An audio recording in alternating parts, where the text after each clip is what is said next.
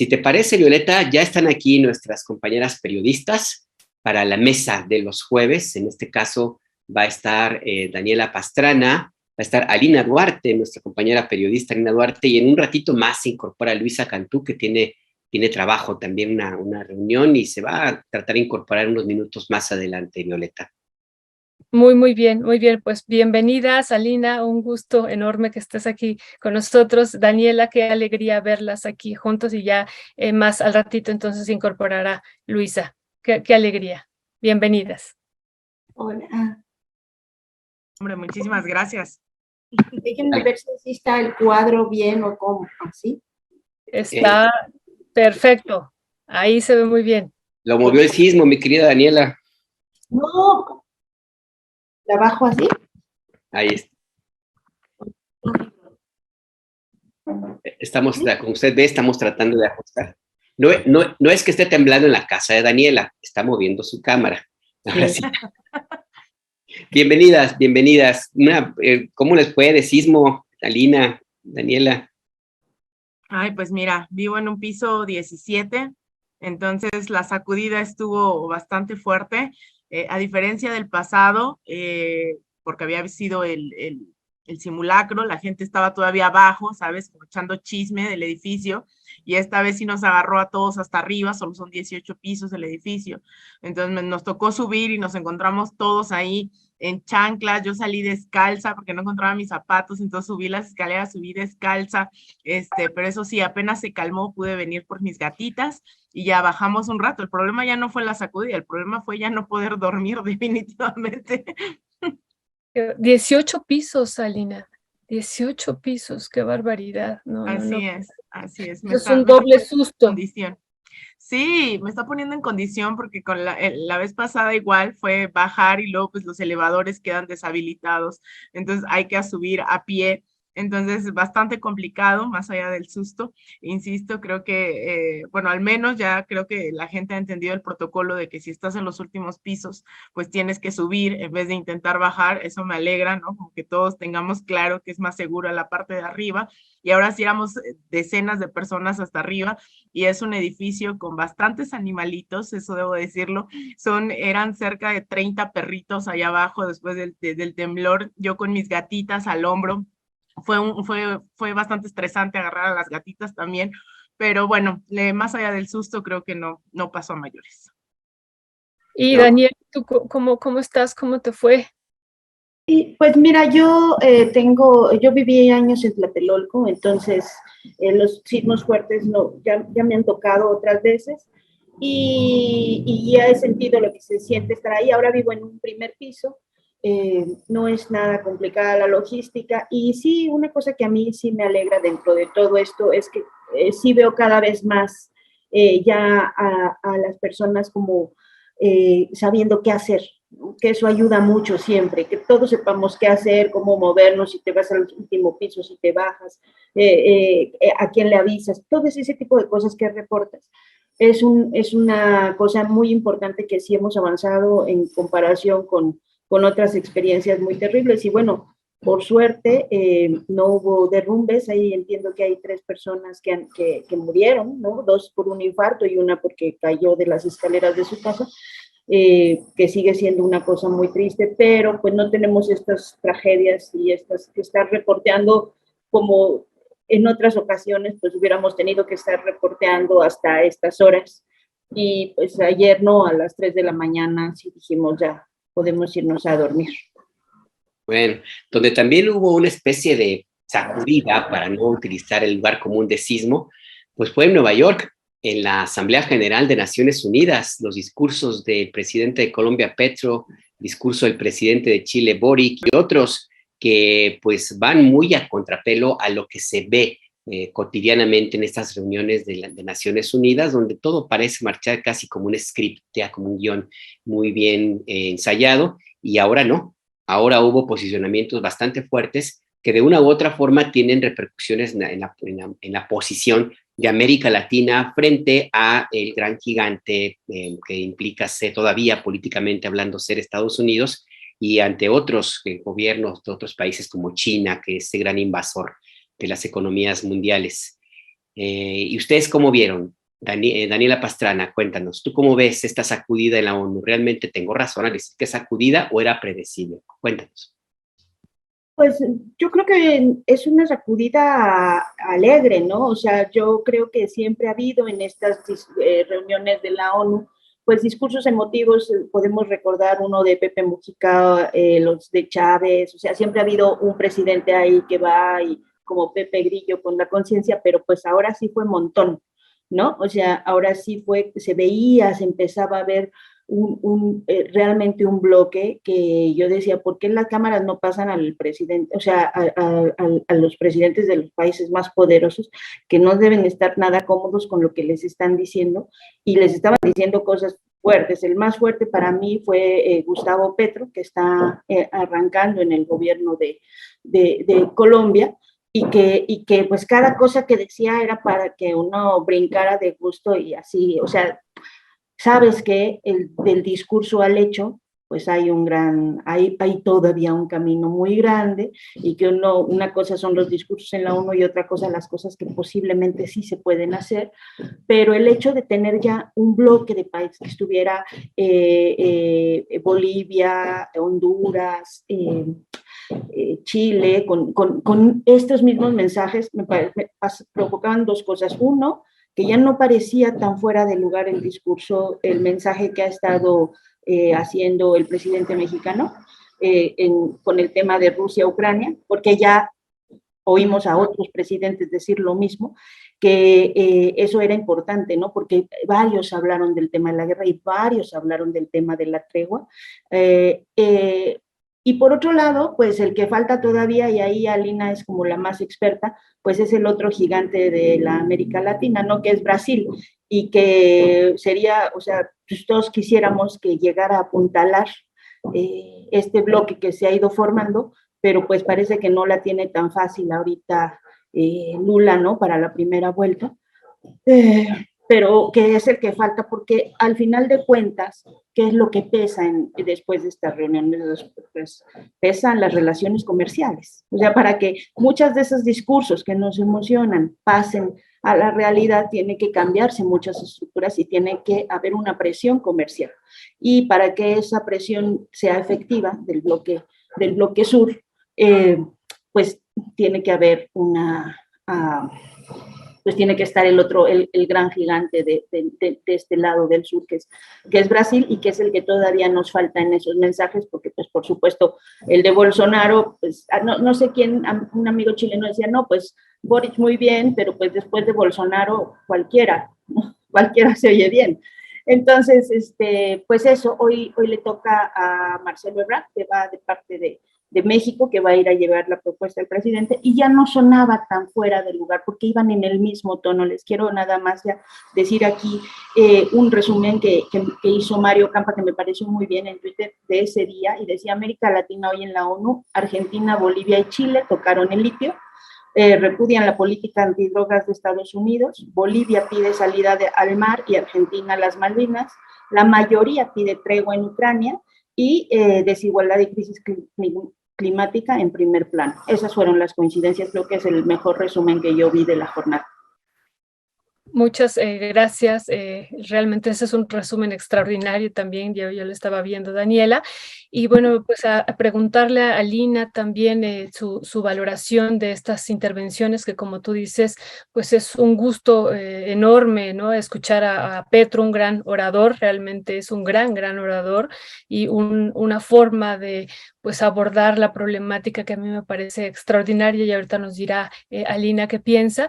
Y pues sí, estas denuncias que se hacen y que coinciden en todos estos discursos que me parece muy importantes de denunciar también el papel que ha tenido Estados Unidos hacia América Latina, pues esta adicción, como decía Petro, ¿no? Al dinero, al consumo, y su poder irracional sobre pues estas materias primas, ¿no? En particular él decía del carbón, del petróleo, pero también Luis Arce, como tú lo has ahorita aquí sintetizado muy bien, Daniela, pues hace énfasis en este inminente peligro peligro que hay sobre el territorio en torno al litio, ¿no? En el territorio de América Latina, porque pues no nada más es Bolivia, es Brasil, es Perú, es Chile, es Argentina y es México, son estas 6 naciones pues que tienen importantes recursos en litio. ¿Qué decir, Alina? ¿Cuál es tu primera valoración sobre estas intervenciones y sobre lo que está ocurriendo en la ONU? Bueno, yo primero diría que esta sesión de la ONU es reflejo de los acontecimientos que han venido ocurriendo en toda América Latina durante las últimas 2 décadas, ¿no? Y con bastante énfasis creo que quien se ha llevado la atención, pero también no solamente el reconocimiento, ¿no? Sino el entenderse como esa propuesta de vanguardia, pues ha sido el discurso, coincido totalmente, de Gustavo Petro, un personaje que ha sido formado en la izquierda. De hecho, él en su libro Una vida, muchas vidas, habla que él ha sido formado en el marxismo y en la teología de la liberación. Un Gustavo Petro que es un excelente orador, que incluso en El País narran cómo construyeron este discurso que dio el día de ayer, el cual dice, bueno, 20 minutos para un orador como Gustavo Petro era muy poco tiempo. Aún así logra poner el acento en pues la economía predominante en el mundo, el capitalismo, el acento en la defensa de las selvas, de la madre naturaleza, pero también una crítica frontal hacia lo que implica Estados Unidos dentro de la región. Y creo que lo logra. Gustavo Petro lleva muchos años queriendo ser presidente. Se ve en un hábitat totalmente natural en las Naciones Unidas, estaba listo para esta tribuna, no me queda duda de que no se veía nervioso, da un discurso con todas estas pautas bastante puntuales en un espacio poquito más de 20 minutos, y Petro logra posicionar toda esta agenda de la mano de otras intervenciones que también denotan procesos que en el marco, ¿no? de lo que pueden, lo que se les permite, buscan ejercer hoy su soberanía. No solamente es el tema de Bolivia, no solamente será seguramente el tema de México en la tarde de hoy, es el último discurso en la jornada del día de hoy, sino también incluso, por ejemplo, de Xiomara Castro en Honduras, quien condena también los golpes de Estado, las intervenciones, y en este gran bloque se logra nuevamente posicionar una América Latina que hace unos días Evo Morales la describía en una entrevista que tuvimos la oportunidad de hacerle como una rebelión democrática en todo el continente, y esa rebelión logra posicionar los temas bien de soberanía, ¿no? Los temas antiimperialistas a su manera y en el margen de maniobra que puedan llegar a tener, pero lo que sí es muy fuerte es escuchar a una Colombia que durante décadas fue sumisa a los intereses de Estados Unidos, hablar incluso de los problemas en Estados Unidos, ¿no? De esta contradicción y este cinismo dentro del mismo gobierno estadounidense, en el cual, bueno, sabemos que son cerca de 70,000, 80,000 muertes por opiáceos en el país del norte anualmente, y ahora él habla también de la crisis de fentanilo, que muchas veces en los medios de comunicación se llega a opacar. Y él dice que son cerca, podríamos cerrar el año, ¿no? En los próximos años con 2,800,000 muertes por fentanilo. Entonces, criticar también ese cinismo del gobierno estadounidense, a la par que dice su política en contra de las drogas, entre comillas, no ha funcionado. Yo creo que es algo que, si bien no nos sorprende viniendo de Petro, más bien habría que apuntar que sí es una oleada de varios gobiernos, de varias mandatarias, que nuevamente posicionan estos temas que habían sido mal vistos, ¿no? En estos espacios que habían sido mal vistos por Estados Unidos, por las potencias occidentales. Y hoy América Latina se mira un tanto rebelde, y yo insistiría en lo acotado, en el margen de acción que puedan tener, porque no es como que el antiimperialismo signifique tirarle pleito a Estados Unidos de la noche a la mañana, dependiendo económicamente. Muchos de estos países en América Latina, Estados Unidos son su primer socio comercial, a pesar de mirar hacia China, a pesar de mirar hacia otros espacios. Es claro que Colombia sigue teniendo como primer socio comercial a Estados Unidos, México tiene a su primer socio comercial como Estados Unidos. Entonces, eso limita bastante también el margen de acción, incluso de las palabras que puedan emitir desde esta tribuna tan importante y tan histórica, ¿no? Yo no coincido con alguien como Nayib Bukele, en donde dice, este es un formato viejo y no sirve y nadie nos va a escuchar, y empieza a decir que pues aún así va a participar, aunque no le guste el formato de las Naciones Unidas, a pesar de que este formato nos ha permitido escuchar a todos y todas las lideresas del mundo. Hoy obviamente no va a tener seguramente la misma atención, dado que la mayoría son países africanos, las participaciones que veremos, todavía hay una gran diferencia, ¿no? Un gran sentido colonizador de cómo leemos a las Naciones Unidas, pero creo que da bastante frescura, da cuenta de este momento que está viviendo América Latina. Me alegra, ¿no? Que incluso Luis Arce diga, proponemos el mundo como zona de paz, ¿no? No se limita a hablar de la tregua en Ucrania y en Rusia, sino lo habla en un sentido de basta ya de la guerra. Entonces me alegra, honestamente, escuchar tantos discursos en la misma línea. Coincido con Daniela, mientras antes era la excepción y escuchábamos a un Hugo Chávez decir, aquí huele a azufre, el diablo estuvo ayer. Hoy escuchamos, ¿no? Claramente a varios mandatarios, mandatarias, hablar de soberanía, hablar en contra del imperialismo estadounidense en el margen de lo que puedan accionar, hablar del mismo sistema económico, en contra de la guerra, a favor de la paz y discursos plenamente a favor de la vida, ¿no? Sí, la verdad es que sí hay un cambio radical de aquellas asambleas de la ONU, por ejemplo, las de los años 70, no es que yo las haya visto, es que yo estaba en primaria y por ahí me enteraba. Ibas naciendo. Sí, no es que yo anduviera por allá reporteando, todavía no, llenas de retórica y todavía con ese fantasma de todos los países de América Latina en contra de Cuba, en contra de cualquier cantidad de temas, los dos bloques, la Guerra Fría, en fin, y los discursos de los años después de los ataques a las Torres Gemelas.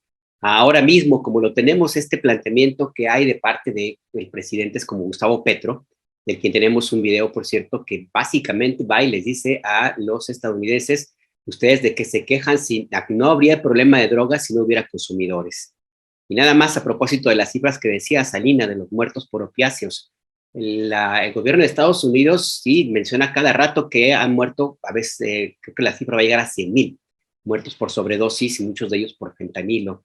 Se me olvida de decir que la mayor producción de drogas sintéticas es en cocheras, en laboratorios caseros, hasta en las cajuelas de automóviles de ciudadanos estadounidenses. Son los mayores productores de sus propias drogas y son estadísticas de la DEA. Pero para ir cerrando esta parte de la conversación, si les parece, hay un video de Gustavo Petro que me parece que vale mucho la pena que escuchemos de nuevo las palabras del presidente de Colombia. Dura un poquito más, ahorita decidimos hasta dónde lo dejamos. Si lo podemos ver y regresamos a comentar. Mi país es bello porque tiene la selva amazónica, la del Chocó, las aguas, las cordilleras de los Andes y los océanos.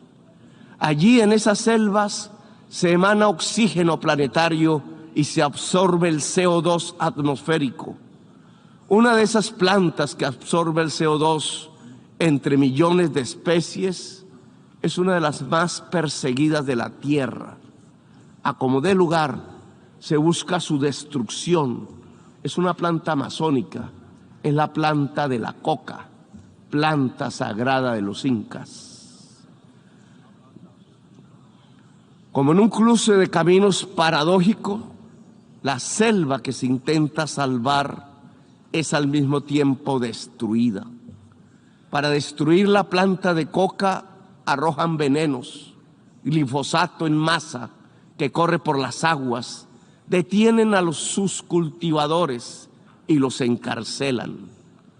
Por destruir o poseer la hoja de la coca, mueren 1 millón de latinoamericanos asesinados y encarcelan a 2 millones de afros en la América del Norte. Para las relaciones del poder del mundo, la selva y sus habitantes son los culpables de la plaga que las azota. A las relaciones de poder las azota la adicción al dinero, a perpetuarse, al petróleo, a la cocaína y a las drogas más duras para poder anestesiarse más. Nada más hipócrita que el discurso para salvar la selva. Para ustedes, mi país no les interesa sino para arrojarle venenos a sus selvas. llevarse a sus hombres a la cárcel y arrojar a sus mujeres a la exclusión. No les interesa la educación del niño, sino matarle su selva y extraer el carbón y el petróleo de sus entrañas. La esponja que absorbe los venenos no sirve. Prefieren arrojarle más venenos. Nos piden más y más carbón, más y más petróleo para calmar la otra adicción, la del consumo, la del poder, la del dinero. ¿Qué es más venenoso para el ser humano? ¿La cocaína o el carbón o el petróleo? Estas son las cosas del poder mundial, cosas de la injusticia, cosas de la irracionalidad, porque el poder mundial se ha vuelto irracional. Denle un golpe de luz, de razón a su poder. Prendan de nuevo las luces del siglo. 40 años ha durado la guerra contra las drogas. Si no corregimos el rumbo y esta se prolonga otros 40 años, Estados Unidos verá morir de sobredosis a 2.800.000 jóvenes por fentanilo, que no se produce en nuestra América Latina. Verá millones de afros norteamericanos ser apresados en sus cárceles privadas. El afropreso se convertirá en negocio de empresas carceleras. Morirán asesinados 1 millón de latinoamericanos más. Nos llenarán de sangre nuestras aguas y nuestros campos verdes. Verán morir el sueño de la democracia, tanto en mi América como en la América anglosajona. La democracia morirá allí donde nació, en la gran Atenas occidental europea. Por ocultar la verdad, verán morir la selva y las democracias. La guerra contra las drogas ha fracasado. Bravo, podríamos decir, este discurso de Gustavo Petro. A reserva de que quieran comentar ustedes algo más sobre este punto, me gustaría que pasáramos al siguiente tema para que nos dé oportunidad de comentar también el último, que tiene que ver con esta pues histeria que de pronto desatan las especulaciones por los sismos. Alina, me gustaría empezar contigo, si quieres comentar algo sobre este discurso, a mí me parece magnífico, de Gustavo Petro. ¿Cómo ves el tema de la Guardia Nacional, el debate en el Senado, lo que ha ocurrido, movimientos políticos, Monreal, que dice que ganó, que dice que perdió, hay quien dice que Morena ganó tiempo, en fin, ahí ahora sí que tú decides. Adelante. Muchas gracias, Alberto. Bueno, en realidad creo que el tema de la seguridad nacional es un debate que nos debemos a profundidad en todo el país y que la Guardia Nacional termina siendo solamente esa cereza, ¿no? Cuando en realidad llevamos muchísimas décadas tratando de lidiar entre cómo se solventa una crisis de seguridad a la par que vemos a cárteles armados hasta los dientes, ¿no? Con tanques, con armas que solamente el ejército mexicano tiene, incluso, ¿no? El hecho de que pues no ha parado el tráfico de armamento de Estados Unidos y hoy pues no hay policía local que logre satisfacer esas necesidades de seguridad de la población mexicana. Entonces estamos enfrascados en un debate de continuidad de los militares en las calles o el saneamiento, como lo propone de alguna forma el presidente López Obrador, de las fuerzas que van a combatir el narcotráfico a través de una lógica de la Guardia Nacional, en la cual pues se prometió que iba a ser civil y al final no se ha logrado asentar en la realidad, pero nuevamente a la par no tenemos fuerzas policiales estatales, ¿no? Capacitadas o incluso con posibilidades de ser capacitadas a corto, mediano plazo para tener, una fuerza que sí logre disputar en términos de seguridad nacional y que no tenga un corte militar.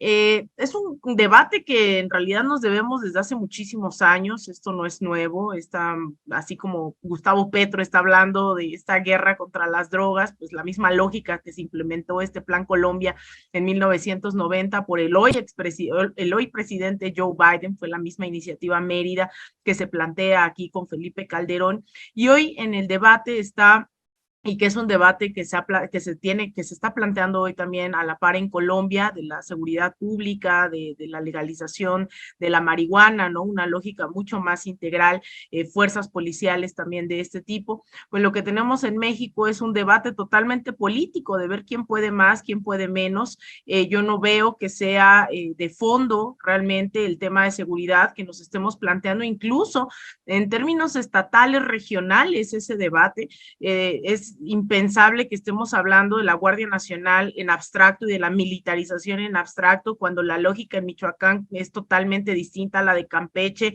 en Oaxaca es otra, en la Ciudad de México, incluso en la Ciudad de México, no es lo mismo, incluso esta lucha que están dando mis vecinos, xochimilcas, en contra de la instalación de un cuartel de la Guardia Nacional, a lo que se puede ocurrir en la Cuauhtémoc, ¿no? Las geografías, las latitudes, las historias propias de la seguridad pública en nuestro país tendrían que estarnos obligando a hacer una radiografía completa de lo que ha venido ocurriendo y de las soluciones específicas en cada uno de los casos. Y hoy vemos una disputa en el Senado que nuevamente, sin caer en estos debates específicos, geográficos, políticos, ni mucho menos, encabeza un monrealismo muy cercano ya a una oposición electoral, ¿no? Creo que ya en algún momento cuesta distinguir, o más bien cuesta entender por qué sigue siendo de la bancada de Morena, y se ha vuelto un botín político, y ahí creo que lo peligroso no es lo que es capaz Monreal de si lo logra turnar a comisiones o no. Creo que lo peligroso es creer que la transformación está anclada, ¿no? La llamada cuarta transformación puede estar anclada a personajes que hacen a gusto o disgusto las leyes en este país. Y creo que el no estar debatiendo de fondo esto es darle carta abierta a Monreal para que haga lo que quiera, y a mí me preocupa creer que hay una mayoría monrealista, ni siquiera creo morenista en el Senado, que él tenga la capacidad incluso, ¿no? Cuando vimos la votación para ver quién seguía presidiendo el Senado, es muy peligroso ver que se ancle en una figura, que se personalice la transformación, la cuarta transformación, en un senador como Monreal y sus cotos políticos y su capacidad de turnar o no a comisiones una iniciativa en vez de estarla debatiendo. Entonces, la verdad, yo lamento mucho, porque creo que las y los mexicanos, después de una mal llamada guerra contra el narcotráfico, nos merecemos un debate frontal, sincero, honesto, que logre repercutir en términos de seguridad a toda la población, en vez de estar viendo esta politiquería individualizada, personalizada en ciertos senadores y en lo que significa la carrera presidencial, específicamente de uno de ellos. Gracias, Alina. Pues a propósito de esto que dices que se vivió ayer en el Senado, vamos a ver un video cortito de Ricardo Monreal. Estamos hablando de un transitorio, simplemente que amplía lo que ya nosotros aprobamos por unanimidad. ¿Por qué ahora se ha pensado por la colegisladora y por muchos de nosotros que debe de ampliarse hasta marzo del 2028? Por razones de racionalidad, por razones de oportunidad, por razones de sensatez y de probidad. Nadie en su sano juicio puede pensar que en 18 meses, óiganlo bien, 18 meses que se concluye el plazo que otorgamos, vaya a existir un cuerpo policíaco del nivel del Ejército y las Fuerzas Armadas. En 18 meses tienen que regresar a los cuarteles. Y nadie racionalmente piensa que los 100,000 soldados y marinos que están en nuestros municipios, en nuestros estados, en nuestras regiones, vayan a retornar a los cuarteles, aunque es su obligación, lo harán y dejarán solos a nuestros pueblos. Los únicos que estarán contentos son los delincuentes y la delincuencia organizada, porque no habrá quien los contenga. Les hago una propuesta que la puede formalizar o acordar las comisiones. Demos tiempo a la discusión. Más tiempo. ¿Es lo que quieren? Demos más tiempo. Yo le pido al grupo parlamentario me pueda acompañar. Ahora resulta que no quieren. No, es que es lo que la mayoría decida. Lo que yo estoy haciendo eco es de las expresiones que escuché en la tribuna. Nos acusan de compra, de premura, de presión. No, rechazo totalmente que haya presión.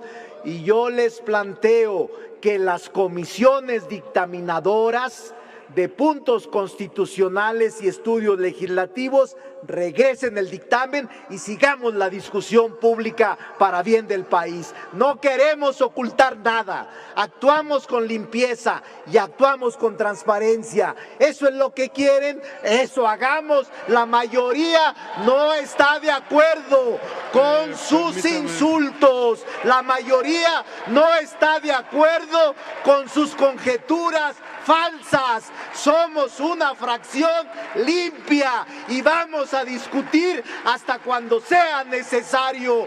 ¡Que viva México!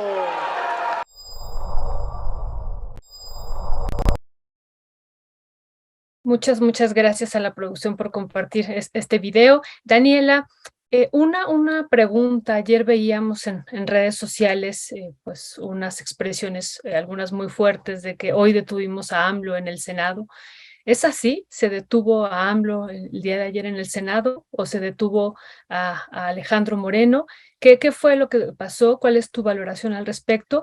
Y en este contexto, la coalición sigue. ¿Tú cómo lo ves? Y aprovecho para una última pregunta por el tiempo. En esta pues exposición que tuvo ya casi al final también Beatriz Paredes, que ella llamaba a votar libremente a los del Partido Revolucionario Institucional, ¿no? De acuerdo a su conciencia. También, ¿cómo la valorarías en esta pues discusión que se está dando de la posible coalición y la ruptura, pues que aparentemente ya era inminente, pero que el día de ayer vemos pues una reconfiguración o un cambio de rumbo? ¿Qué decir, Daniela? Mira, yo creo que no, o sea, que no es que perdiera uno o ganara otro, lo que sea. Creo que perdemos todos, como bien dice Alina. Yo estuve viendo el Senado. Yo hace mucho tiempo que no veo las discusiones en el Senado. Estaba muy dedicada a digamos que a los análisis que hacen activistas o que hacen pues defensores de derechos humanos, académicos, o sea, el tipo de análisis pues más colateral, no el político. Entonces ayer pues dije, pues vamos a ver qué discuten. Y la verdad es que esa hora en la que pasaron discutiendo el procedimiento y el reglamento del Senado para ver si eran dos peticiones o una, yo decía, esto no puede ser. O sea, no nos merecemos esto, como bien lo dice Alina, es una decisión. O sea, el tema de la seguridad es tan relevante, o por lo menos ellos dicen que les parece tan relevante, que no merecemos que la discusión sea si se puso una firma o no se puso una firma, y una hora sobre eso, el artículo tal. La otra cosa que yo creía que no nos merecíamos era esa parte de las alabanzas enormes entre Germán Martínez y Monreal y de regreso, y yo, si usted lo quiere, pues váyanse a tomar el café afuera. Yo decía, estamos hablando de un tema de trascendencia para todos, ¿no? Y tendría que ser una discusión mucho más seria, pero se vuelve poco seria cuando entras en esos niveles de banalización que entraron ayer, pues en general en el Senado, ¿no? O sea, yo creo que sí todos, yo creo que todos estamos con este tema un poco entrampados por muchas cosas, porque la situación es tan compleja, que ya lo tenían ustedes aquí hace un rato a Vidulfo. Ayer teníamos la muy buena noticia, muy buena, ¿no?, de la detención bueno, no la detención, sino la formal prisión, porque ya lo habían detenido, de 3 mandos militares por el tema de Ayotzinapa, que es muy buena. Y teníamos una muy mala, que era la liberación de 24 policías implicados en el mismo caso, ¿no? Un juez del Estado de México, otro o un juez de Tamaulipas, con criterios totalmente distintos, ¿no? Y entonces, así estamos, donde no puedes hablar del Poder Judicial, porque hay un juez que sí está haciendo su trabajo, hay otro juez que no está haciendo el trabajo en la medida de lo que implica el tema de Ayotzinapa y un crimen de Estado, o sea, ¿qué es lo que implica?, ¿no? Así estamos en todos lados, muy entrampados en una discusión, porque el tema, como ya lo decía, es tan complejo que de pronto algo que me han preguntado es alguien me preguntaba que si yo estaba también de acuerdo. Yo veía a los senadores de Morena y a algunos los veía legítimamente preocupados por el asunto, a otros realmente montados en los eslogans que tampoco ayudan, o sea, unos montados en una discusión también de una forma muy básica, y solo con una defensa a ultranza, que tampoco nos ayudan, porque necesitamos justamente ver los elementos técnicos para ver cómo le hacemos para enfrentar una crisis de seguridad que ayer mismo nos decían, pues que había un bombazo, que ya no fue bombazo, pero sí fue como intentos de unas explosiones que asustaron mucho en la Universidad de Morelos, y por otro lado, pues 10 muertos en un bar de Guanajuato, ¿no? Entonces estás con ese, digamos, ese país aquí, cuando me dicen, ¿tú cómo lo ves? Y yo digo, no, es que estamos equivocando el diagnóstico, porque estamos previendo una situación futura de terror, cuando el terror es lo que hemos tenido, es nuestro presente y es nuestro pasado inmediato. O sea, esa situación tan terrible no es la que va a venir, es la que ya tenemos y es la que hemos tenido los últimos 15 o 20 años. O sea, es una cosa que a eso nos tenemos que enfrentar, y la discusión pues tendría que ser muchísimo más seria que la que está dando nuestra élite política. El Senado fue una cosa tristísima para mí. Terminé muy deprimida, dije, ¿por qué empiezo a ver estas cosas? Si nada más me voy a enojar, porque el nivel de todos, ¿no?, era muy poco, o sea, muy poco a la altura de las cosas que necesitamos. Y entonces dije, pues bien, sí, o sea, que la reforma electoral, en estos enojos que te agarran, de pronto dices, pues que lo reduzcan a la mitad, ¿no? O sea, no sirven para nada, de ningún lado. Y ya después tenemos que hacer un análisis de la reforma electoral, no tan a la ligera, pero creo que sí es una cosa que más bien todos nos dejaron a deber, y creo que no es que haya detenido a nadie, porque al final eso ya ocurre, y eso es un poco lo que hoy decía el presidente, ¿no? O sea, que sin ese marco legal, esa actuación ya viene ocurriendo de los últimos 20 años, ¿no?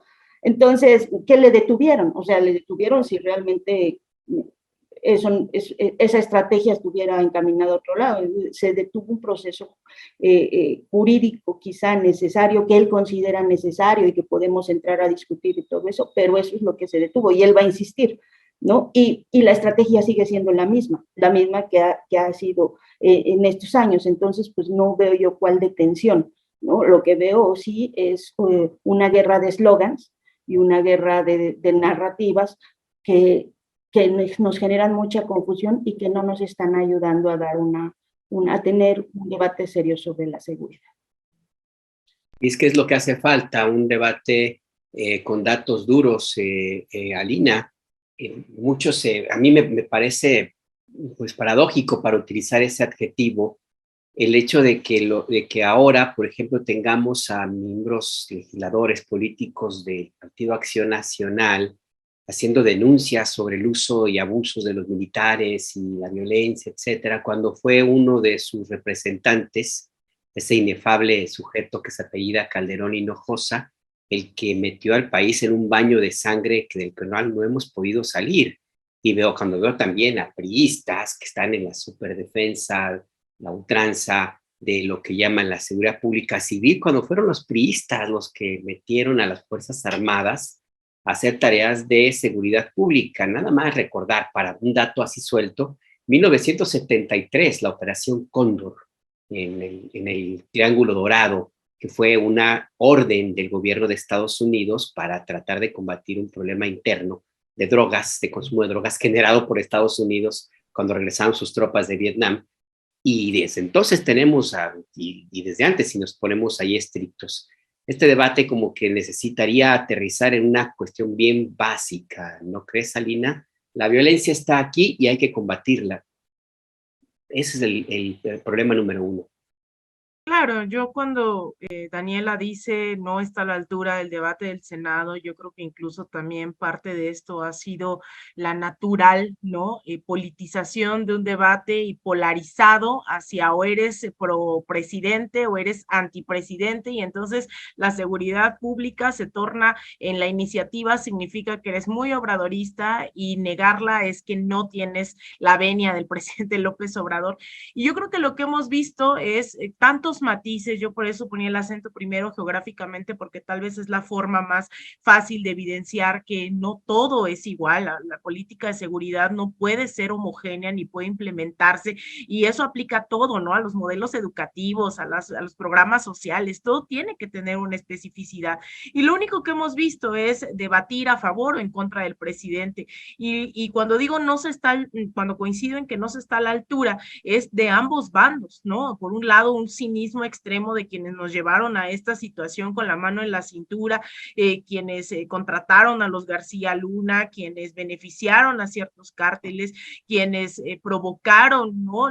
Lo que estamos viendo hoy, más allá de si la estrategia de seguridad funciona hoy en día o no, el tema es que quienes nos metieron hoy están hablando de derechos humanos, están hablando de militarización, y se llenan la boca de todo lo que debieron criticar mientras ellos estaban en el gobierno. Entonces, por ese lado, un cinismo, y por el otro, creo que también no ha habido una comunicación de qué es lo que se busca con estas reformas que se están buscando implementar, tanto de la Guardia Nacional como la estrategia, ¿no? De si sigue o no los militares, porque claro que es fuerte pensar en que hoy, desde el gobierno, desde la administración que nos dijo que no iba a haber militares, pues esté planteando eso, y son muy pocas cosas. Yo de hecho estaba pensando esta mañana en qué se ha retractado el presidente López Obrador al momento de plantearlo, y la verdad es que esta es una de esas cosas, ¿no? Que no suele hacer, y que sin embargo ha dicho, la crisis es mucho más fuerte, ¿no? O sea, tuve que ver lo que está ocurriendo, qué información tiene el presidente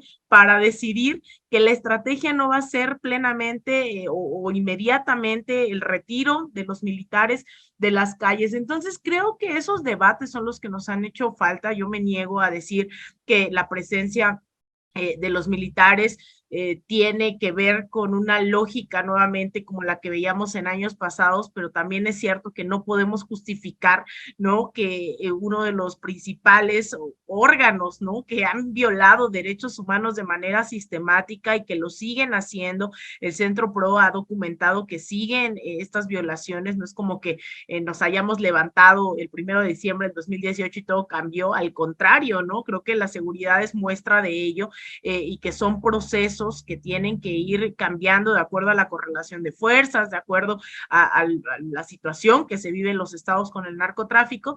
Y lo que veo es un debate nulo en términos de hacia dónde tenemos que ir como sociedad, hacia dónde la sociedad está planteándose que tiene que ir esa ruta, porque creo que ahí está el verdadero debate, ¿no? El pensar que en Michoacán, en Tamaulipas, tienen otra idea, incluso la misma concepción de la Guardia Nacional.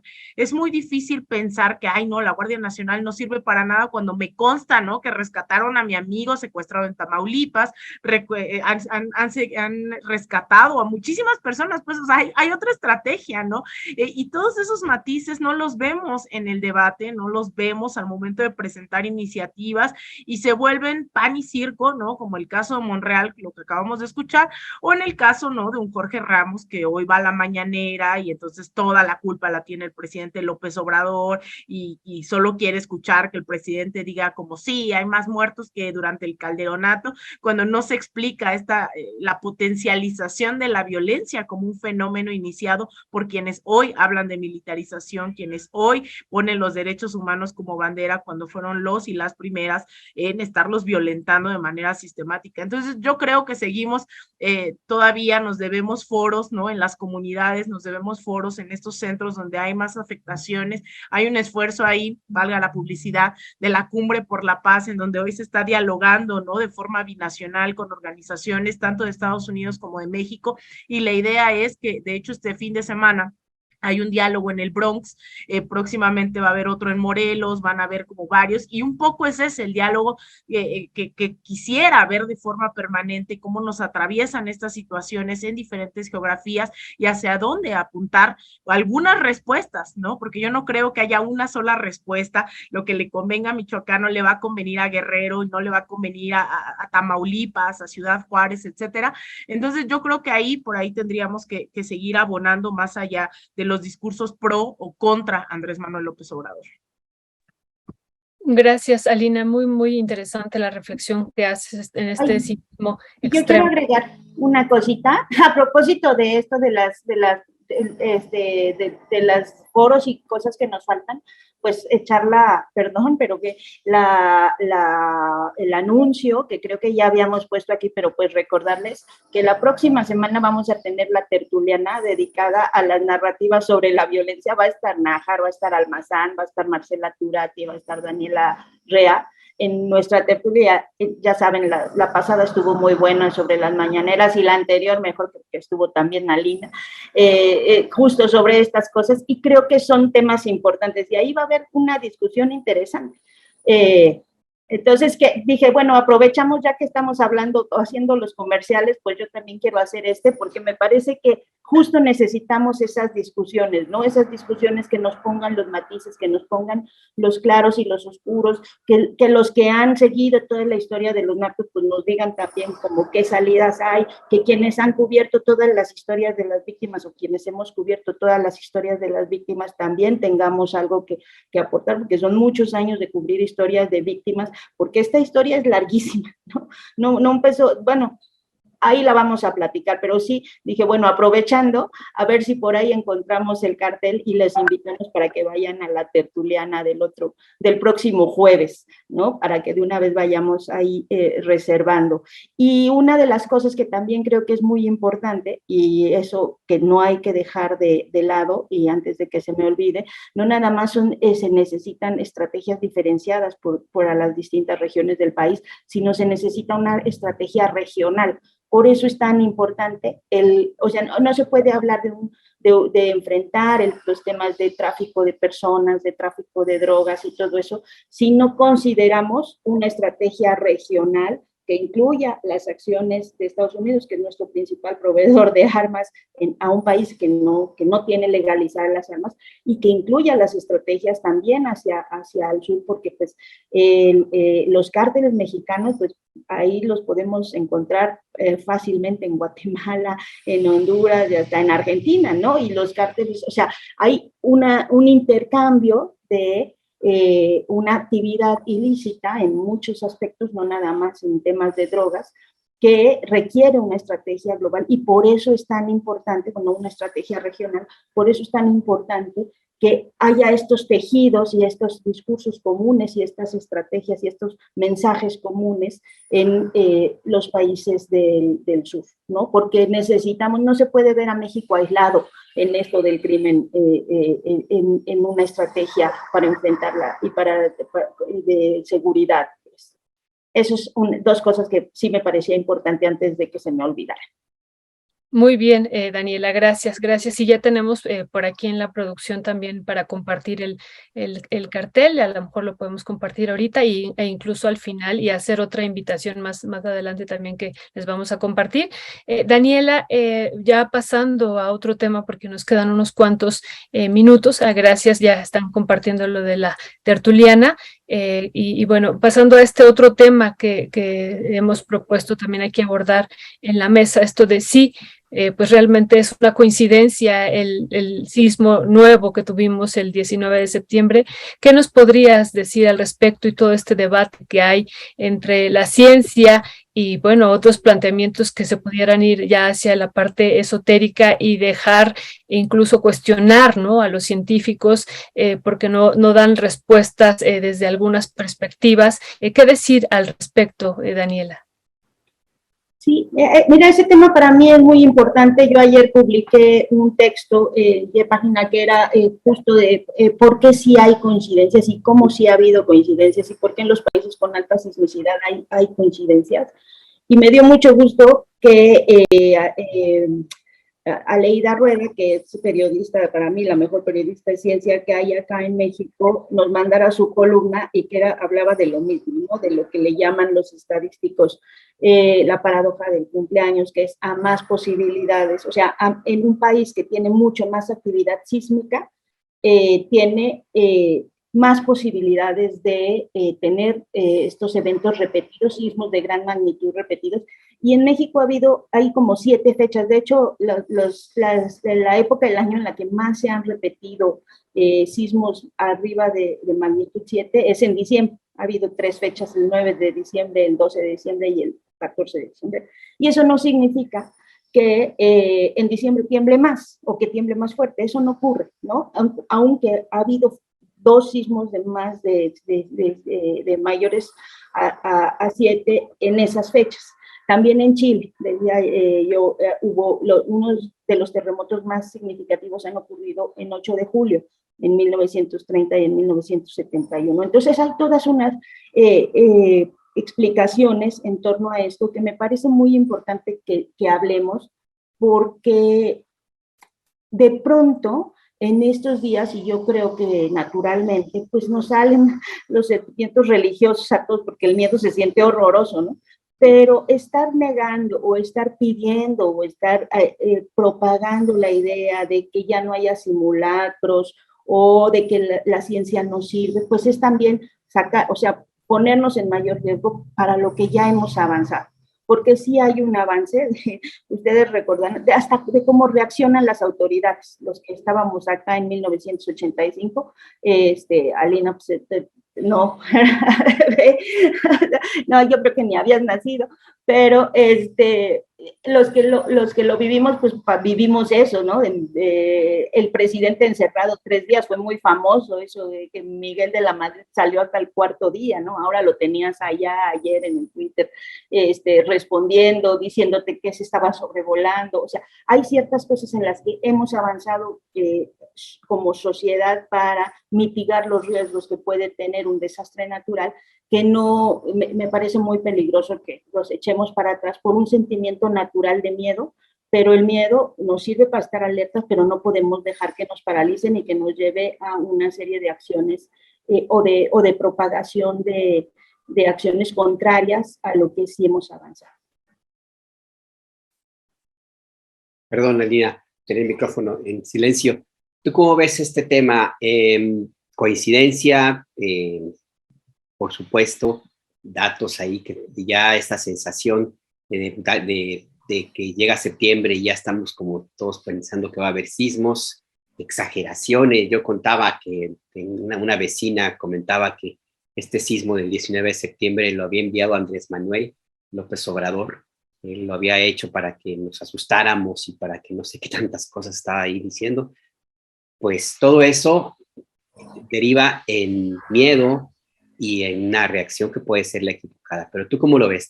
Ahora sí que tú que vives en el piso 18, 17, cuéntanos. No, mira, yo creo que como parte de una lógica del mexicano haciendo memes, chistes, suposiciones, teorías, es muy bueno, ¿no? O sea, la gente se ha aventado las mejores conspiraciones en los últimos años con esto de los temblores, y entonces veo estos chistes por todos lados de geólogos, ¿no? Diciendo, ¿cómo le explico a la gente que no hay época de temblores en época de temblores, ¿no? Yo tuiteé algo así como, los geólogos de seguro son una secta, prensa, ¿no? Que ya no nos quieren compartir el conocimiento sobre la época de temblores, pero más allá de eso, bueno, sin caer en este positivismo, ¿no? A veces que raya en lo colonizador negando otros conocimientos, es verdad que la ciencia ha avanzado bastante, tenemos muchas maneras de saber de la existencia de las placas tectónicas, llama la atención evidentemente estas fechas, pero como bien lo menciona Daniela, pues son no solamente el 19 de septiembre, ha coincidido que son otros, ¿no? Pero al tener diferentes epicentros, obviamente incluso hasta se olvida, ¿no? Dentro de la memoria en esta lógica chilangocentrista de si no se siente en la Ciudad de México, entonces no ocurrió, los efectos no son mayores, y entonces la gente se la pasa haciendo memes, ¿no? Mientras sí hay tragedias en otros estados, y yo creo que ahí es en donde, pues, vaya, no tiene sentido nuevamente esta lógica de las conspiraciones. Somos una sociedad profundamente creyente, ¿no? Eso no nos queda duda alguna cuando llenamos todos los 12 de diciembre la basílica, este chiste, ¿no? De somos marxistas, guadalupanos, cosas así que están metidos dentro de la sociedad mexicana. Sin embargo, creo que esto nos alienta, ¿no? Y esto es un llamado a la gente que incluso por flojera, ¿no? Como yo, y me pongo el saco inmediatamente el día del simulacro. Yo estaba justamente aquí sentada trabajando y de repente empezó que el simulacro y dije, ay, ahorita no voy a bajar, porque además es bajar 17 pisos por las escaleras. Dije, no voy a bajar al simulacro. Y de repente volteo y las lámparas se están moviendo y digo, Dios, sí tuve que haber bajado, porque a los que sí bajaron al simulacro se quedaron platicando y no les pasó absolutamente nada, y una que no lo hizo, no siguió este protocolo, pues se quedó, ¿no? En el piso, tuvimos que subir a la azotea y ya después bajar, ¿no? Con las gatitas, 17 pisos que están dando lata por aquí. Y creo que ahí es en donde tenemos que reforzar esos protocolos que obviamente salvan vidas, que no son menores, no son una consigna, el no corro, no grito, no empujo, obviamente no es que alguien se la haya inventado, son cosas sumamente básicas que permiten salvar vidas. Y yo creo que ahí es en donde tenemos que seguir fortaleciendo. También uno de los debates que se ha dado últimamente es el de los cárteles inmobiliarios. Creo que esto también nos recuerda que tenemos que seguir presionando porque tengan medidas adecuadas todos estos nuevos edificios. En el 2017, recordemos, muchos edificios nuevos se vinieron abajo. Esto es nuevamente a la mala, un recordatorio de que podemos prevenir este tipo de accidentes, que podemos seguir exigiendo medidas necesarias para que no ocurran estas pues, desgracias, el que podamos tener, ¿no?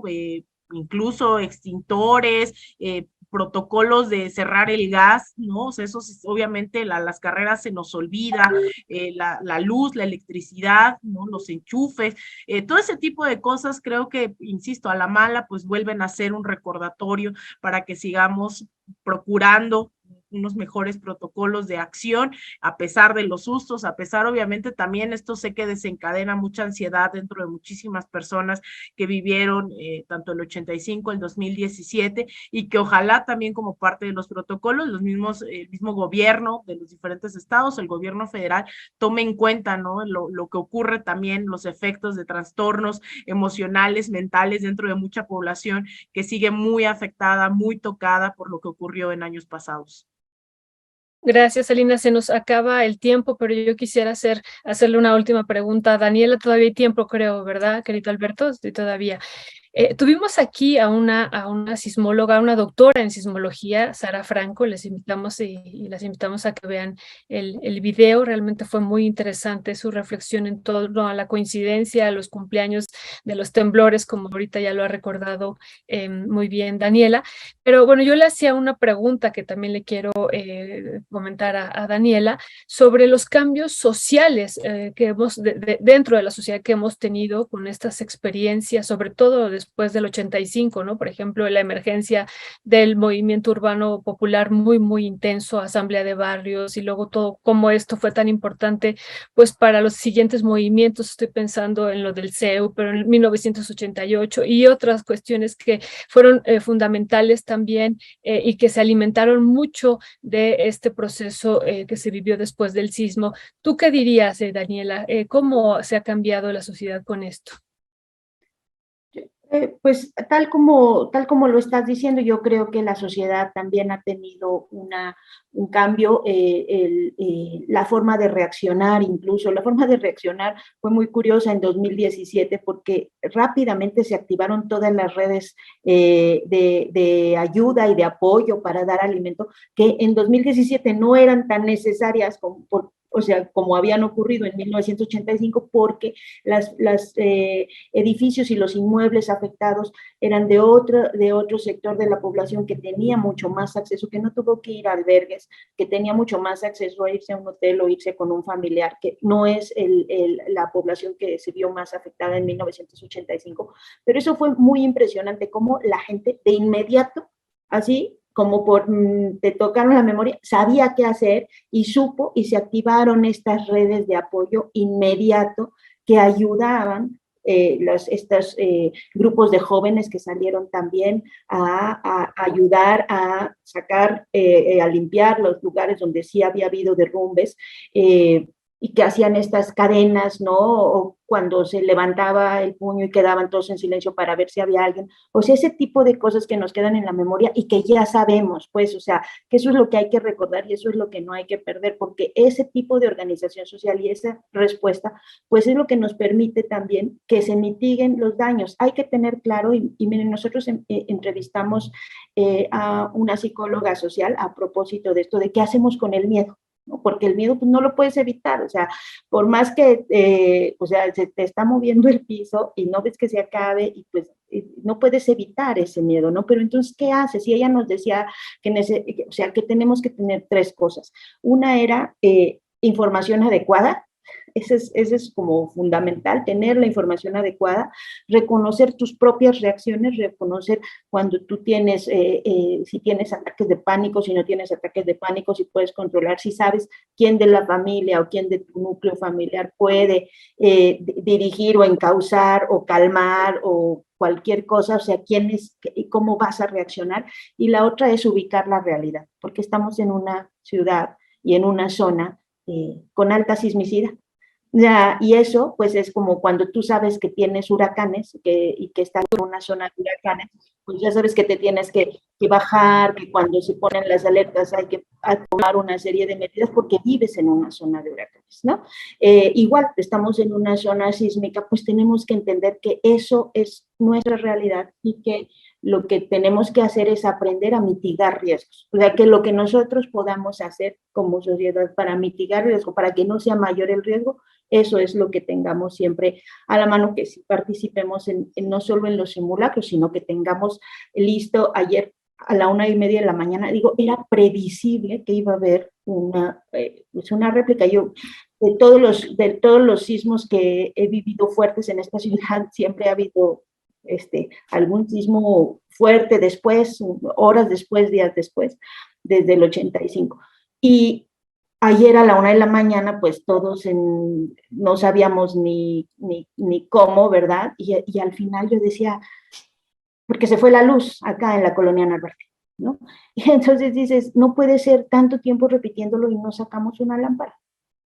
No tenemos una lámpara con pilas a la mano, ¿no? Y dices, no, pues, y yo repitiéndolo, o sea, 20 años cubriendo temas de protección civil y eso, y no tenemos. Entonces ahí pues traes tu celular para poder volver a entrar, ¿no? Ese tipo de cosas tan básicas que en una situación que no tuvimos de emergencia ayudan a salvar vidas, son las que debemos tener siempre alertas, porque vivimos en una zona sísmica, lo que dicen de apagar, cerrar el gas, cosas que son, que deberíamos saber, a ver, quién de tu casa hace esto, quién hace el otro, quién verifica que estén, quién busca los datos, quién verifica que estén cerradas las llaves, quién no sé qué, quién se saca la lámpara. Eso lo deberíamos tener ya como per se, porque en una situación de emergencia salva vidas. Pues sí, en una última reflexión, Alina, yo debo confesar que a la 1:00 a.m, cuando fue el sismo, no lo primero, pero siento lo que pensé fue, bueno, voy a dejar de andar de chistosito en el programa, porque parece que anduve convocando al sismo, iba a andar diciendo, es temporada de sismos, y cuídese, y a todo mundo diciéndole aguas abusado a tu bolillo, y ándele chiquito que tiembla a la 1 de la mañana. Pero una reflexión, Alina, a propósito de lo siguiente, lo que decía Daniela me parece importante. Quienes nos tocó el 85, yo no vivía aquí, pero sí lo tuve muy presente, pues tuvimos que aprender a la fuerza lo que implica la protección civil. Pero a partir de esa época empezó un programa intensísimo de educación civil, de protección civil, perdón, en las escuelas de educación básica, y hay generaciones, entre ellas, creo que tú formas parte de ellas, que traen ya casi como ADN la instrucción de qué hacer en caso de sismos. Cuéntanos de tu experiencia. ¿Hemos aprendido? ¿Cómo ves tú esta situación que se vive en México, ante nuestra realidad, territorio sísmico? Sí, mira, yo soy de Xochimilco, pero además de la montaña. Entonces, en la montaña nunca se sintió nada. En el 85 yo no había nacido, yo nací en el 89. Y en el 2017 yo estaba de corresponsal de Telesur en Washington. Entonces, yo estaba haciendo una llamada por teléfono a un compañero acá y de repente me dice, está temblando. Y yo me empecé a reír y le dije como, ay, se confundió con el simulacro, ¿no? Y de repente veo y las imágenes eran tremendas. Y ahora que me tocan ya los sismos otra vez aquí en la ciudad, más bien en la noche, más allá del actuar y que las gatitas y que todos salimos con nuestros animales, ¿no? Y mi compañero ahí corriendo con la ropa, ¿no? Dice, ¿por qué no me puse una pijama decente y demás?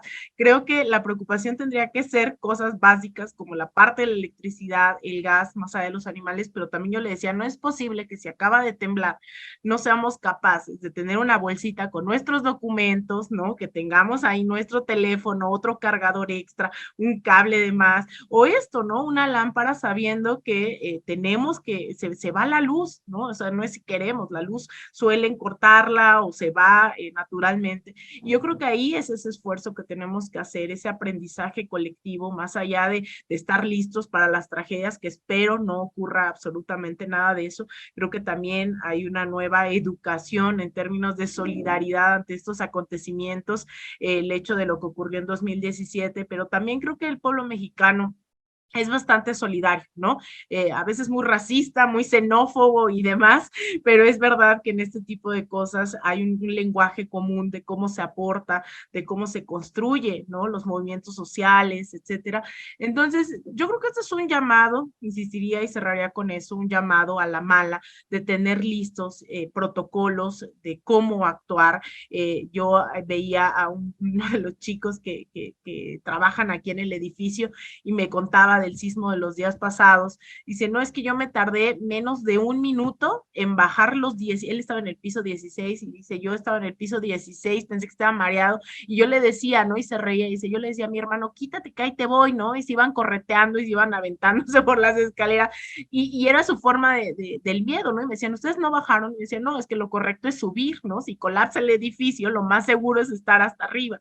Y como ese tipo de cositas, nuevamente es algo que a lo mejor no tenemos presente, porque hasta que no ocurre un sismo lo volvemos a hablar, pero justamente me alegra que tengamos estos espacios para estarlo hablando, para hacer un llamado a la población, a que tengamos nuestros documentos, cerremos el gas, cerremos la luz, ¿no? Y nuevamente en esta lógica de que ahora la gente, las nuevas generaciones no queremos tener hijos, era evidente que todos salíamos con el perro y con el gato, ¿no? Todo mundo, había decenas de perritos allá abajo a la 1 de la mañana, y claro, también es cómo manejar el miedo, eso es algo totalmente natural.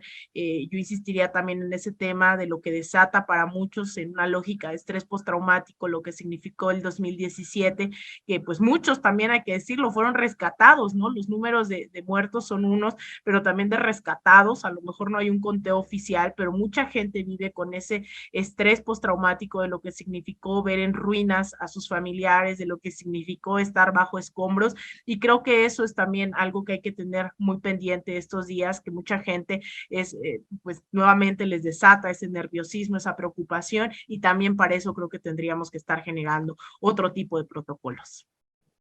Entonces, Alina, realmente es el primero que te toca, ¿no? Realmente sí, aquí. Me tocó uno que no fue tan fuerte, también en Ciudad Universitaria, es zona volcánica, no me tocó tan fuerte, fue por ahí el 2013, 2014, pero me tocó en la Torre 2 de Humanidades, donde hacía yo mis prácticas profesionales, y se sintió muy feo, ¿no? Sí crujía, a pesar de que es zona volcánica, pero estos dos son los primeros formalmente que me tocan, y fuertes, ¿no? Hasta el piso 17, tengo la fortuna de tener una roomie bastante alerta, que también reaccionó bastante bien, nos dividimos las tareas, ¿no? Sin estar preparados y nos ayudaron con los gatitos y que por acá, por allá, y creo que reaccionamos bastante bien, pero sí son los primeros.